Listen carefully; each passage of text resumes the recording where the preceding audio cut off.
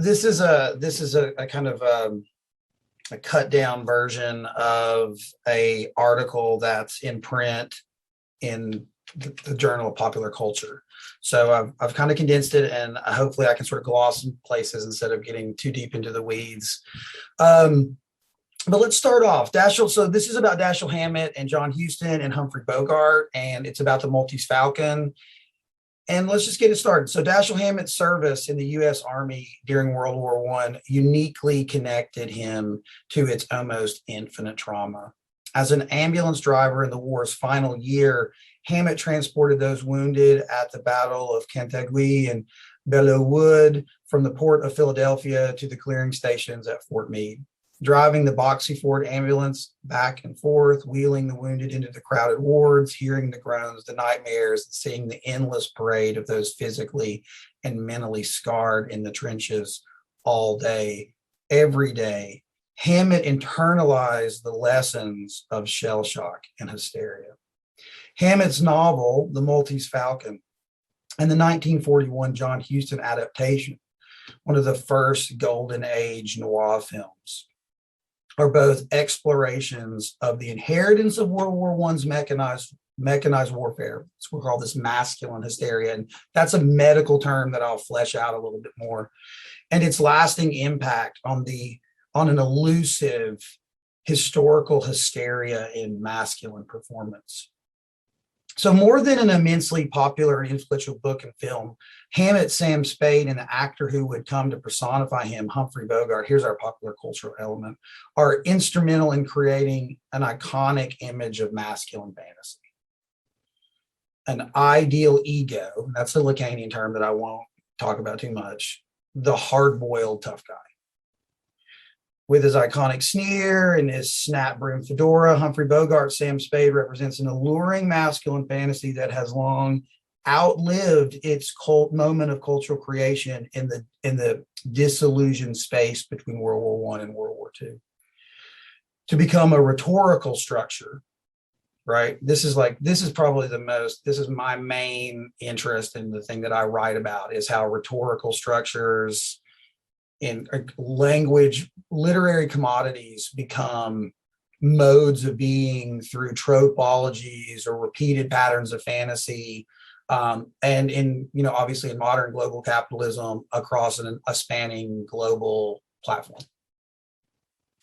And there's a lot of really good criticism on like global noir, right? And global tough guys, but that's not really our conversation today. Repeated in TV, films, and popular music beyond the bounds of white Western culture. Dashiell Hammett calls Spade a dream man in his 1934 introduction to the modern library edition. As for Huston's adaptation, Frank Kernick puts it really bluntly: the Maltese Falcon constitutes the detective hero Sam Spade as an ideal ego. That ideal ego, both in the novel and in the film, is hysterical, and that hysteria is deeply rooted in the genealogy of the hard-boiled hero, late Victorian and American adventure fiction. So this is really how we're going to sort of define hysteria a few ways. We're going to talk about it a few ways. We're going to talk about it as a mode of language, as a trope, as a repeating pattern. And we're also going to talk about its historical root. So I'm just going to this is sort of going to gloss the main argument right here. The Maltese Falcon reimagines the imperial and urban adventure fiction of the 1880s romance revival. So this is the moment where real modern male fantasy is born. This is where the spy novel comes from, detective fiction comes from, adventure fiction, right? And it's in a response to domesticity, and it's a part of the imperial agenda, imperial ideology that develops at the end of the Second Industrial Revolution and during what's sometimes called the period of new imperialism, right? Or realpolitik, as it's sometimes called. Already appropriated by American writers, like S.S. Van Dyne in his Philo Vance series. Hammett's novel also incorporates a language of uncompromising independence and fierce individualism from Western heroes inaugurated by Owen Wister's genre-defining The Virginian, dedicated to America's #1 tough guy, Teddy Roosevelt. And I could do a whole thing on Teddy Roosevelt and American masculinity, but I'll just sort of like throw that out there for you. These antecedent texts, supplemented by a universe of boys magazines like the Boy's Own Paper and American Boy, generically reenact the inherited rhetoric of transatlantic Victorian masculinity and its core concept. Moral and physical toughness create social value. In stop. So all of this massive media apparatus repeat over and over again that single message, that moral and physical toughness creates social value. The other side of this hysterical linguistic divide, embodied in Ernest Hemingway's Damaged Yet Stoic Heroes, right, is defined by the impossibility of enacting that core concept. So the impossibility of enacting this idea that moral and physical toughness create social value cannot be enacted, cannot be achieved in the modern world, because the Great War ruined the easy replication of Victorian cultural narratives forever. Victorian gender values and emerging modernity is written and rewritten into an ideal male ego, hysterically trying to reconcile the two. So I'll talk more about why it's impossible in a second, right? The impossible reconciliation between the inherited language of masculinity and modernity repeats itself in a circle of aggression and impotence that renders the hard-boiled tough guy a hard-boiled hysteric. So this relationship between aggression and impotence is going to be key. So I won't read this part, but I'll basically give you a kind of gloss this moment in the text. So there's a weird moment in Maltese Falcon. Like anyone who's read any sort of like hard-boiled narrative will find there's this bizarre moment in the text where he just like stops the whole novel stops, and he tells this parable, which he calls a parable, and it's the parable of this guy named Flitcraft. It makes no sense in the text. It has nothing to do with the plot. And even Bridget O'Shaughnessy, who's kind of like always in the know, is like, he's not really interested in the story. He's interested in the purpose behind the story. He wants to tell something with this parable. And the story is simply about this guy who's walking along one day, right? And then a beam falls from the sky, right? And nearly takes his head off, right? And by nearly taking his head off, it makes him, he becomes, in the classic sense, a hysteric. He forgets who he is. He forgets his name. He doesn't know where he's at. That's classic 19th century hysteria, right? And we'll see that kind of mode of hysteria is part of shell shock, which is, hysteria and shell shock are the same thing. I'll just say this right now, until the 1960s.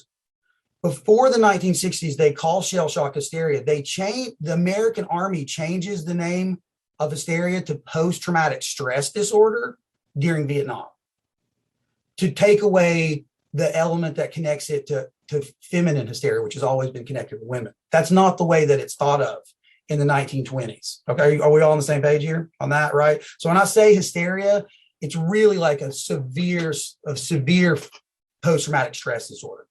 So at the core of this idea is that anyway, he adjusted himself to the beams falling, and then no more of them fell, and he adjusted himself to not falling. We'll talk a little bit more about this later on. But Sam Spade, just think about this parable, because the parable becomes a really important part in understanding, like, why is hysteria in this text and how it relates to the movie, right? So my argument is that hysteria is at the center of the text, and that Sam Spade is a hysterical subject, right? And I go through lots of reasons why he's hysterical, because of his physical responses to things. But the main reason, and let's get to this right now, is what I call the trope of the sapped detective. So bodily hysteria, Flitcraft's literal erasure of himself, is more than an out-of-place interpretation of an otherwise straightforward hard-boiled plot. It forms one of the most distinctive and recognized tropes in the hardboiled genre, the trope of the sap detective. Like Sapper's Bulldog Drummond, and this is a whole other thing that I could talk about, but I won't, because Bulldog Drummond is like the first hardboiled hero, and he literally was in the war. Like, anyway, I'll stop talking about it. His own Continental Op, Chandler's Marlowe, Hammett turns the body of his detective into a rhetorical space for the living memory of shell shock. When Sam Spade is drugged by Gutman after drinking brandy and smoking cigars, he linguistically relives the classic symptoms of World War I trench hysteria. Sam Spade pulled his sagging lower lip tight against the upper. He shook his head impatiently. A sharp, frightened gleam awoke in his eye, and he was smothered by the deepening muddiness. The frightened gleam in his eye while he was smothered by the deepening muddiness quite literally speaks to the fundamental fear of shell shock, being buried alive. So I won't talk a ton about this, but at the core of the psychological and psychiatric study of shell shock is a total fear of being buried alive. Because during the experience of the trenches, men were constantly being buried alive. So the nexus between the language of hysteria and masculinity is outlined in one of the earliest studies of shell shock, McCurdy's War Neurosis. And this is from 1918. And a lot of the language of hysteria and shell shock are built off of his study. In case one, for example, an officer is driven by a mix of nerves, exhaustion, nightmares, guilt, and depression to total breakdown. He tries to fight his condition with determination and alcohol, but he is finally forced to give in when he is immobilized by the self-burial of hysteria. As soon as he got to the hospital, he began having nightmares, which were typical of the anxiety state. And then he was back in the Somme front and being shelled mercilessly. Shells would come closer and closer to him. Finally, one would land right on top of him, and he would awake with a shriek of terror. And then he would oftentimes be not able to move. And off on the front, this was really common, is men would literally just lay there, sometimes for days or even months, or even like sometimes 6 months, and not be able to move their body at all. Because what's happened is their nervous system is shut down completely, and their eyes would just terrifyingly move around. Okay, so over the course of the war, Robert Gopp, Emmanuel Regis, W.H.R. Rivers, he's probably the most famous writer he wrote Unconscious, Instinct and Unconscious, and David Elder, all of whom worked as shell shock soldiers fresh in the front, confirm McCurdy's basic outline. Hysteria is a hijacking of the self by outside forces, as well as a hijacking of the self by the memory of those forces residing and vibrating inside. Right? Spade cannot, so we can see this, the hijacking of the self, the rendering of the soldier or the hardboiled hero limp and powerless is the fear at the heart of the trope of the sap detective. Spade cannot control his sagging lower lip. A sharp, frightening gleam awoke in his eye. As it dawns on him, he is losing control of his mind and body right before he is smothered by the deepening muddiness and buried alive. And this is a constant theme in all hardboiled fiction and all hardboiled noir or detective films, right? This sort of being castrated completely by the memory of the war. And so what's important is, so there's two elements here, right? Is that on one side, so what develops is this bizarre medical discourse, which openly says that hysteria is real, that this physical trauma is real, and this mental suffering is real. At the same time, it tries to suture the wound of Victorian masculinity and say it can be completely overcome. Right? So Hammett's experience of the war, both at Fort Meade and as he was recovering from tuberculosis at Fort George Wright, was populated by the victims of shell shock, as well as the macho moralizing around it. So this is the important sort of narrative structure that starts to develop around shell shock. For American doughboys were not spared shell shock or its medical discourse, developed in part by McCurdy, that succumbing to it was a masculine failing. In fact, the discourse was institutionalized by the U.S. Army, where doctors pleaded with men after a rescue returned to the front. Soldiers were back to their units after these appeals to their honor, masculinity, duty, and ambition, but whether the rescue soldiers remain in dispute because veterans suffering shell shock filled 3 out of every 5 beds in government hospitals between the war. It was absolutely just peopled with people with shell shock. The chief surgeons of the U.S. Army's medical department made the government's position clear. The so-called shell shock patients are no more entitled to a wound chevron than our soldiers who are seized with an acute medical complaint due to the elements or bad weather or indigestible food. Right? So this is where we start to see the hysterical structure. I want to try to share my screen here. This is where we start to see the hysterical structure start to develop, right? So on one side, we see the brutal, we'll just say modern warfare, right?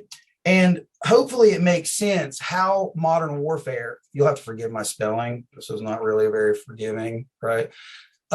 Hopefully we can understand, like, modern warfare does not allow for traditional concepts of heroism to exist, right? Like you can't, no matter how brave you are, a bomb that's falling from 1.5 miles away that just annihilates you, literally just disintegrates you. What does that matter how brave you are, right? So it becomes, and what's important, I think, and for masculinity in particular, is modern warfare in a lot of ways will become a trope for just modernity itself, right?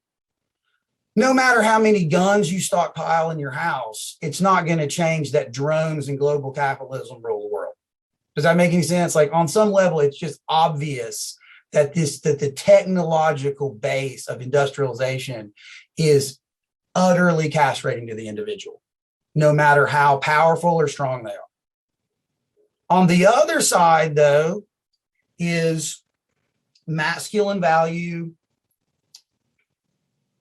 is created by toughness and violent mastery, right? And this is utterly inherited from, well, we can sort of call this just sort of like Victorian conceptions of masculinity, right? So the two of these are utterly irreconcilable. Does that make any sense? They can't be reconciled with each other. And so this is what I start to call, and this is at the center, and I've already gone like a long way, so I'm like probably like almost done. So this is what we start to kind of think of as what I'll go back a little bit and give you my, like, what I think is kind of my, like a, you know, like a, I'm like proud of it as like a critical idea, I think. So like a lot of trauma studies want to talk about, and this is completely makes sense, want to talk about what's something called the forgotten wound, right? So like Kathy Caroth's study, it's like a classic on the intersection of trauma and figurative language. It's a literary dimension that cannot be reduced to the thematic content of the text and departs from this this is mine. It departs from that model of this forgotten historical wound by thinking of figurative language as the wound. Does that make any sense? So in the 21st century, like no one is fighting in World War I now, but this trope of masculinity, right? Trope of the hard-boiled hero who drinks and toughs it out and doesn't admit his struggles, even though he's eventually going to always fail, right? The aggression is always going to become impotence, is always going to be castrated because of modernity, is repeated over and over again, and that itself is the wound. Does that make any sense? And I draw this from like Baudelaire's poem, The Self-Tormentor, and I won't read the French to you. I will spare you that, but it's a very, very famous poem. I am the wound and the knife. I am the blow and the cheek. I am the limbs and the wheel. I am the victim and the executioner.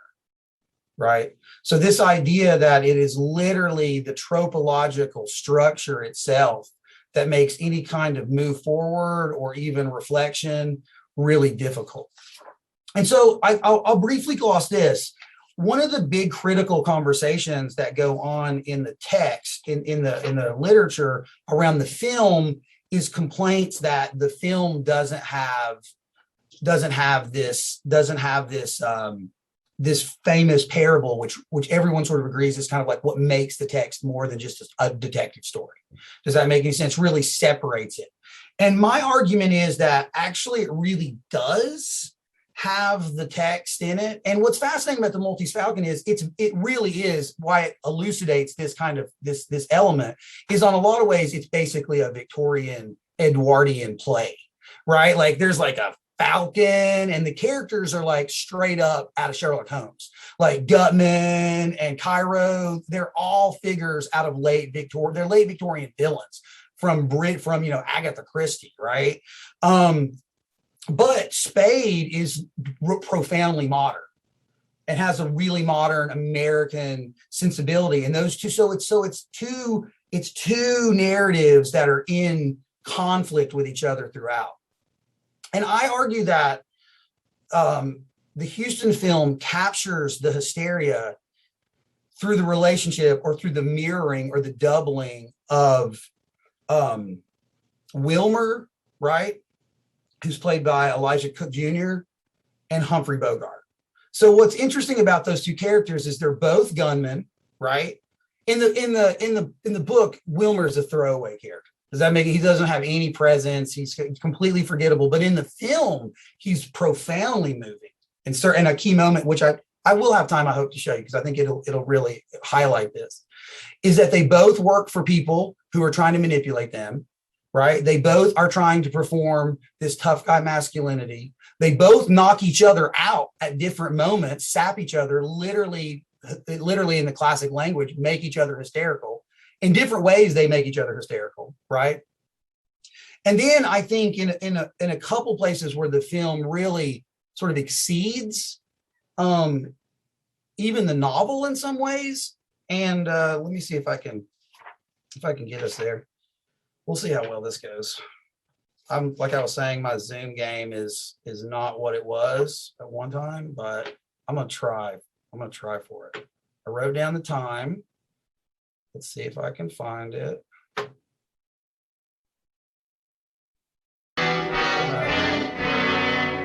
Hold on. Okay. All right.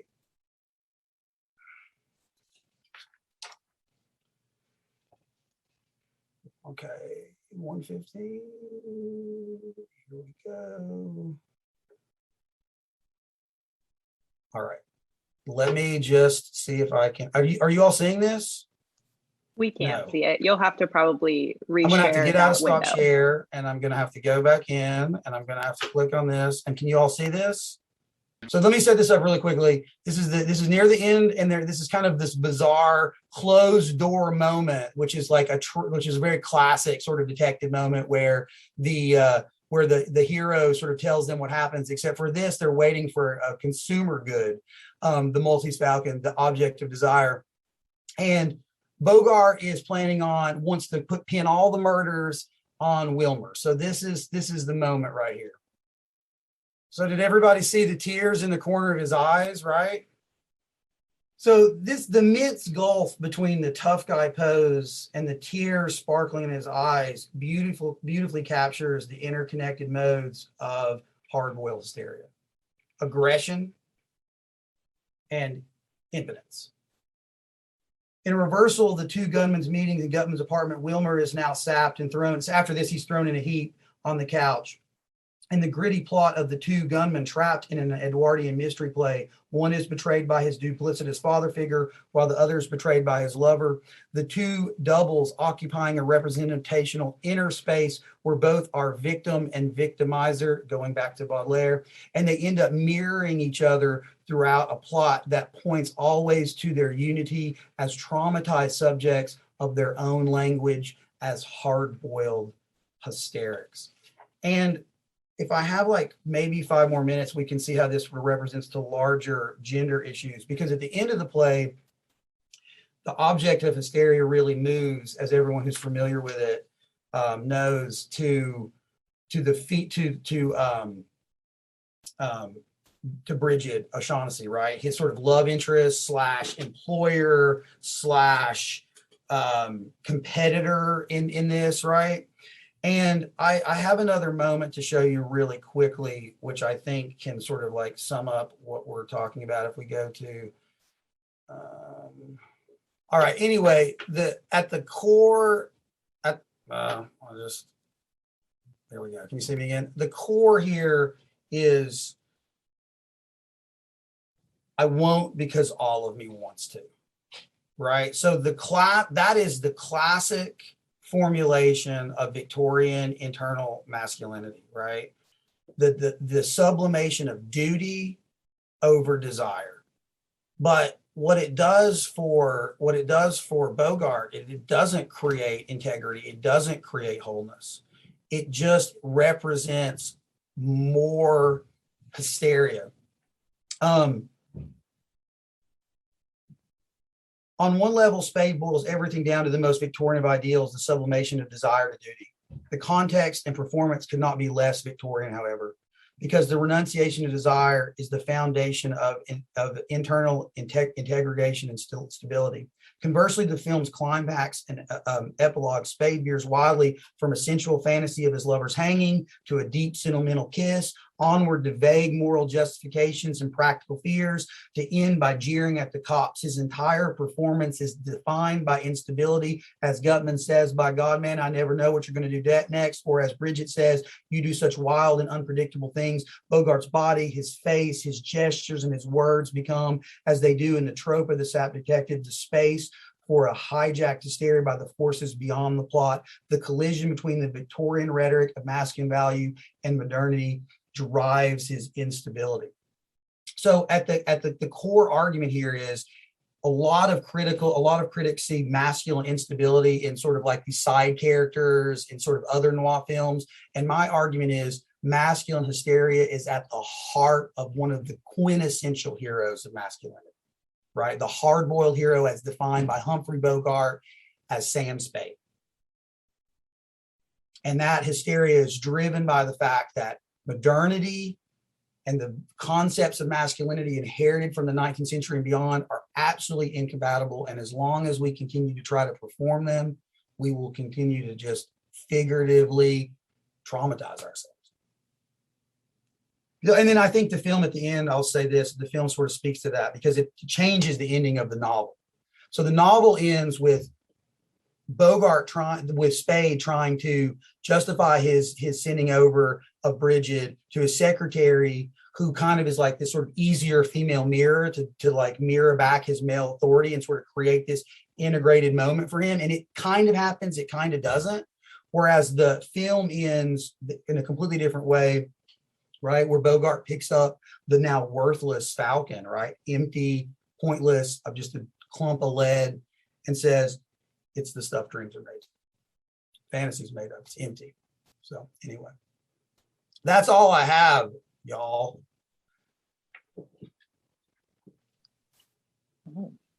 Thank you. I'm going to change my view back to gallery so I can see everyone. Does anybody want to jump in with questions? I mean, I can ask questions, but we all, those of you that know me know where my questions are going to go. So does anybody else want to jump in with some questions for Dr. Jones? Oh, Tyler in the chat. So Tyler asks, how is this idea of tough guy masculinity harmful or demeaning towards women, or is it at all? Oh, I think, yeah, I didn't get to get into this I meant to speak to this. This is one of the key arguments at the end is like, the reason he's driven hysterical by Bridget is because he really needs her to be the damsel in distress, right? If she really was the damsel in distress, then his masculinity would be like, he would be moral, he would be integrated, he would fit completely into these very classic roles inherited from Victorian fiction or even chivalric fiction. But she's just another competitor in a global market for goods and services. You know what I mean? She's just out to get her stuff, just like he is. And he cannot accept that. And the deep fantasy is he wants her to be this damsel in distress. That's what he wants, because that's what the narrative of masculinity needs. That's what makes him hysterical. And you can see it in these bizarre ways. And I didn't have time to show it, but like when he's like kind of creepily touching her neck and talking about hanging her. And at the same time, it's kind of sensual. At the same time, it's brutal and violent. Again, you can see these hysterical, impossible narratives meeting. So I think absolutely it does.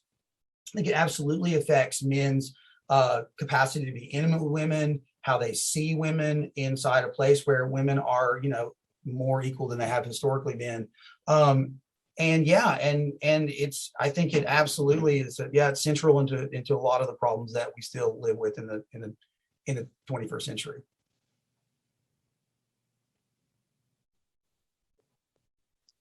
I have sort of a follow-up question to that, if you don't mind, just in terms of, obviously I'm way more familiar with like film noir than I am with the fiction you're talking about, but like, how do you see sort of the, the femme fatale like working within the structure that you've outlined? I mean, for me, like the femme fatale is like, there is femme fatales in Victorian literature, Victorian sensational literature, but what makes it so different and look, there's lots of femme fatales and there's lots of really good scholarship on it. So in the context of this, in this context of this study and my thinking, it's really about women entering the workplace and becoming competitors with men. And they're just like, she is just another one of these people who wants to get the Falcon and make money, right? And it's really a world it's a world that modernity is breaking down traditional gender roles. It's breaking down traditional narrative structures. And the femme fatale is sort of like demonized or becomes the villain, but really what she is she's just responding to the world the way men respond to it. But in this narrative, in this inherited Victorian narrative, she's a villain. And I think you see that in Chandler. You see that in all the classic, except for maybe Kane, where she's like really strange and worships death. But that's totally another story. I'm thinking of what is that? Double Indemnity. That's a little different, but most of the times she really is just like, she just is trying to compete in a world where she doesn't have the opportunities that men have. I think that's how I read the femme fatale. I think on that note, it's interesting that she's always punished. Yeah, she has to be punished. That's right. And in this case, like her punishment should like seal up his masculinity. Does that make any sense? It should seal up but in the book and in the film, it should be a moment of triumph, of duty over desire. But I just don't think the film reads much more hysterical, much more broken, much more fragmented than that. I think the ending of the novel both suggest this sort of impossibility of closing that, which would in the Victorian text, that would, like in Sherlock Holmes, that would have been so easy, right? She's bad, cuff her up and send her off, right? Awesome. We're all, the domestic world has been reordered. What is evil has been taken out. That's not the way the text I think these two texts read. They have elements of that, but they're irreconcilable. Makes them interesting, ultimately.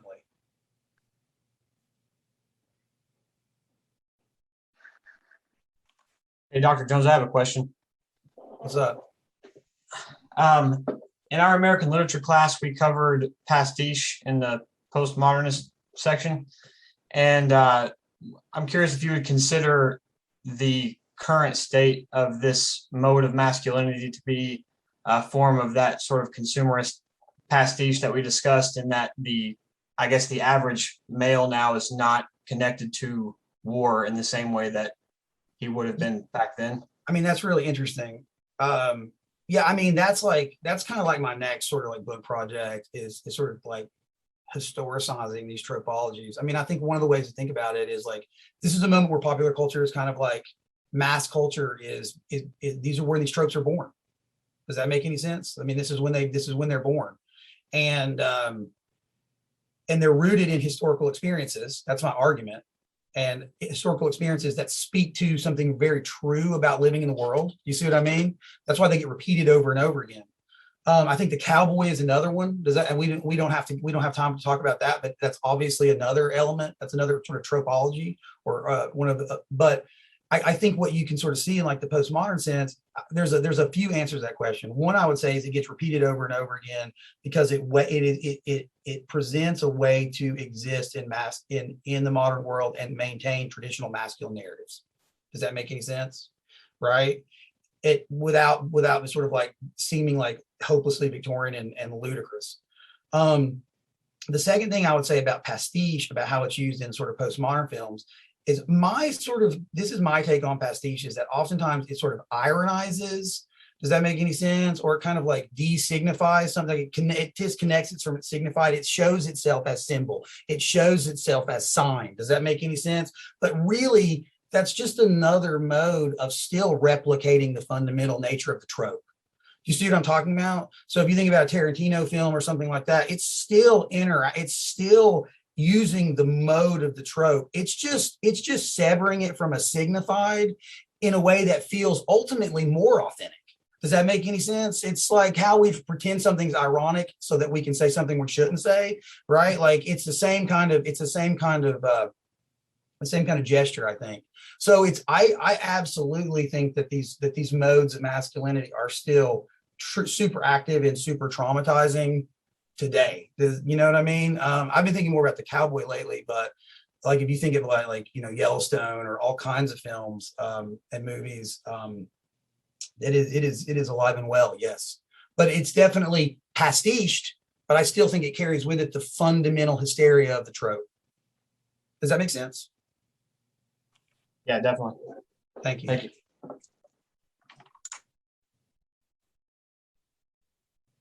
What do you, Allie Hubbard? Should I read the chat? I've got the chat up. Is that okay? I don't know. Maybe I shouldn't. Yeah, that's fine. Yeah. Okay. What do you think could be the solution to this, or is there a solution? I mean, this is going to be like a very professorial answer, I feel like, right?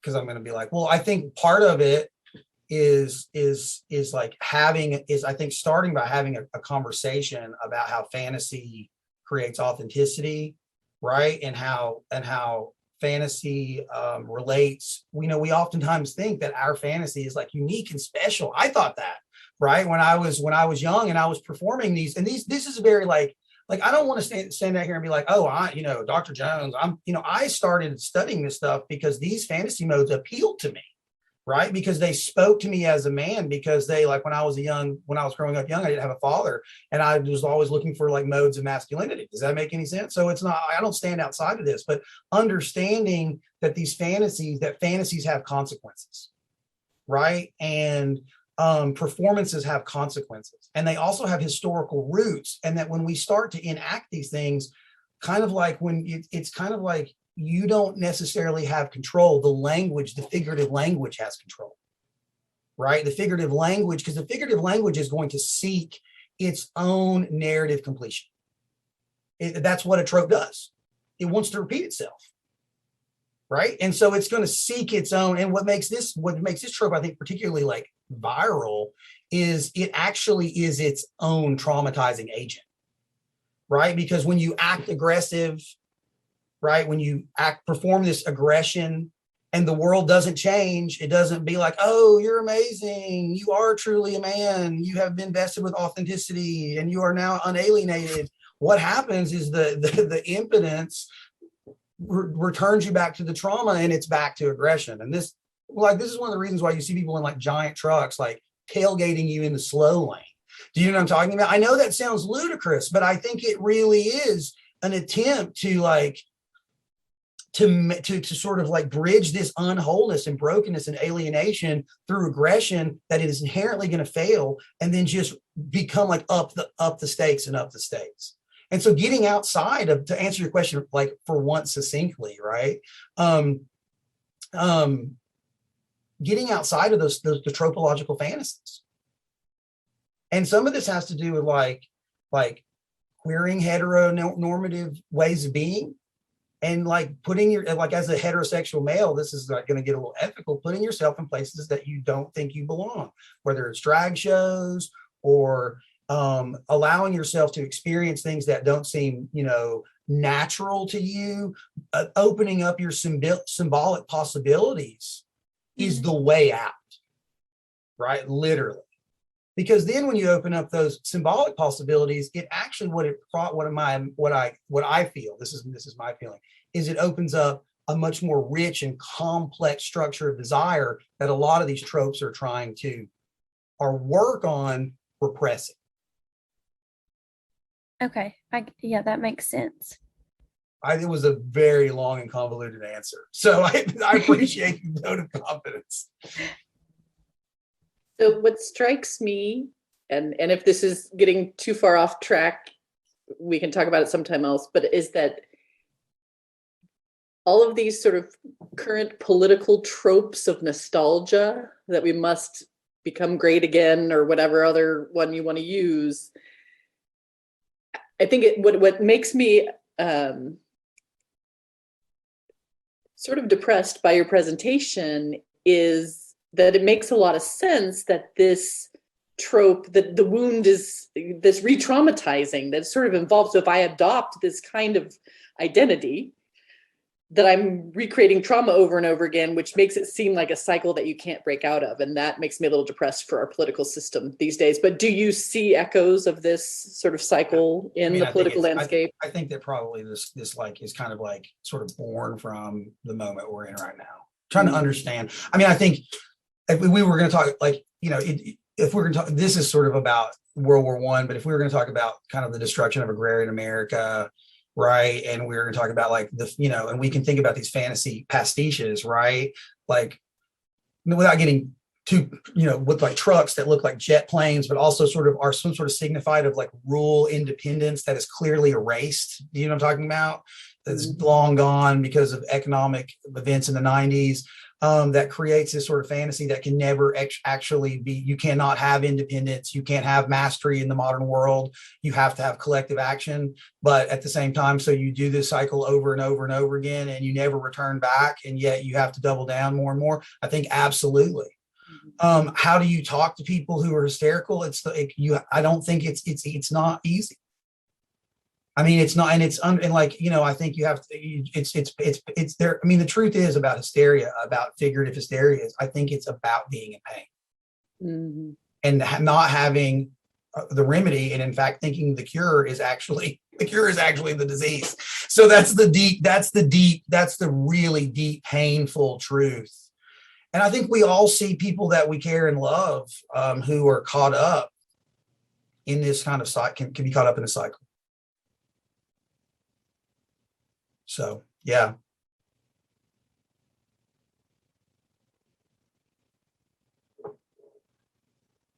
I'm seeing if there's I haven't seen Succession, so I don't know though. I've seen a few episodes of it. It's so I you know, I can't speak to it, but yeah, I mean, like, it's like anything else when you work on a project, you see it everywhere. So I mean, it's kind of how much that's true, I don't know, but does anyone else have anything to ask? I see Matt Sutton out there. Hello, Dr. Sutton.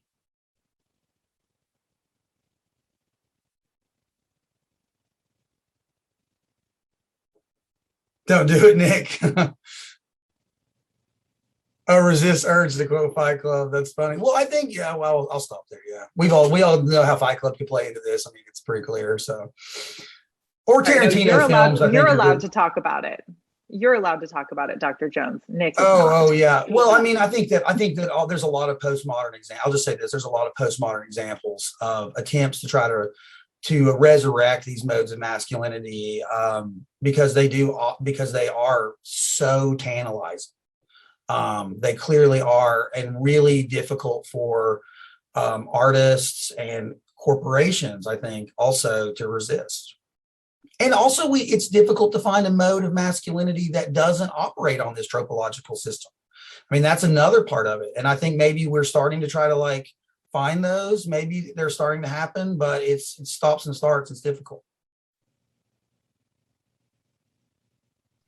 I did have a serious flashback to my brother when he first saw Fight Club. He's a little older than me, saying, "Yeah, that's the problem. There's no dragons left for us to slay." I'm maybe a little unkind to my brother, but he is kind of that whiny type. And he does like this cycles of re-traumatizing himself. It's like, get over it. You know, I mean, well, I Yeah. was not very compassionate at that point, but it is interesting how, like you said, unless we can get outside of this tropological system, it's sort of self-perpetuating, and we need real alternatives.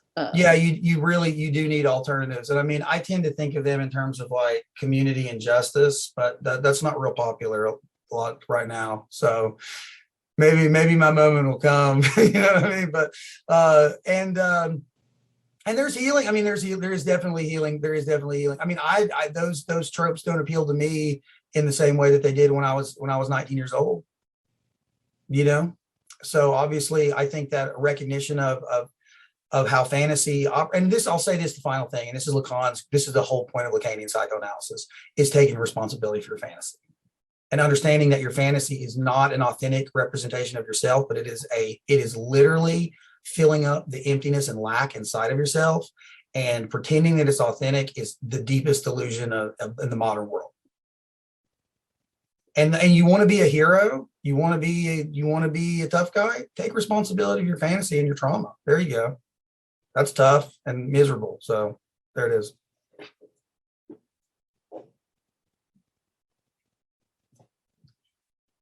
Well, I'm happy to I don't want to, yeah, go ahead. Chelsea's unmiked.